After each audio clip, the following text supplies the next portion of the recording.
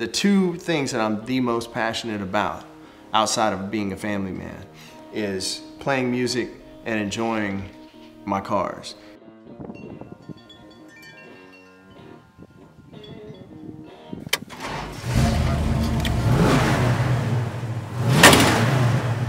Well, for me, the new album, Going Home, is all about returning to my musical roots, which is the blues music, you know. So we made a record recording songs by some of my favorite artists that inspired me to play music.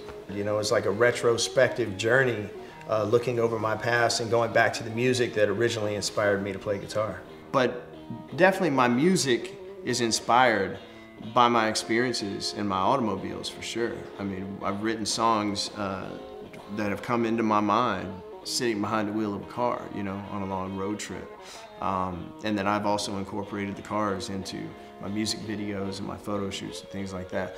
I mean, my career has reached a point where I'm really happy because the two things that I'm the most passionate about converge on a regular basis now. And it's beautiful for me because, especially when I get to do both and I get to play music and enjoy the cars at the same time, I really can't ask for more than that.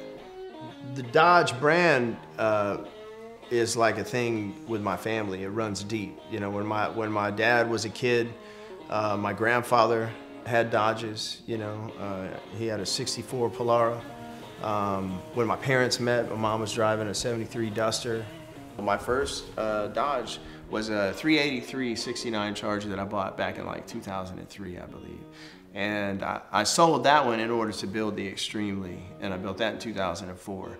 And then it's just snowballed from there. And originally I was buying the vintage Dodges, but then I went and picked up a 2006 SRT Charger and was completely blown away by it. You know, the amount of power and creature comforts that it had for that price. And that was my introduction to the new generation of Dodge performance vehicles. It's hard to pick a favorite. You know, I certainly think the Challenger is the epitome of American muscle, that's for sure. You know, especially the new Challenger. I can't wait to get my hands on the new Hellcat version of the Challenger. This is the first time that Dodge, from the factory, has introduced a supercharged engine. It's the first time they've had a V8 engine putting out this kind of power. It's the first time it's been factory supercharged, and I'm really interested to see how they approached it. And I know that the new Hellcat's gonna be putting out more power than my 2010, even with the supercharger on it, has. So I just gotta get a little seat time, and then I think I might be whipping out the checkbook.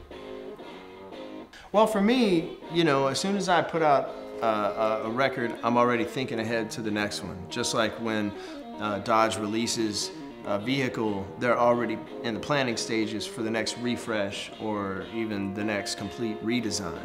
But I think, you know, for me, I'll be playing music for the rest of my life. And for Dodge, you know, here's to 100 years and here's to 100 more. And from the looks of the new products that they're rolling out right now, I think they got a bright future.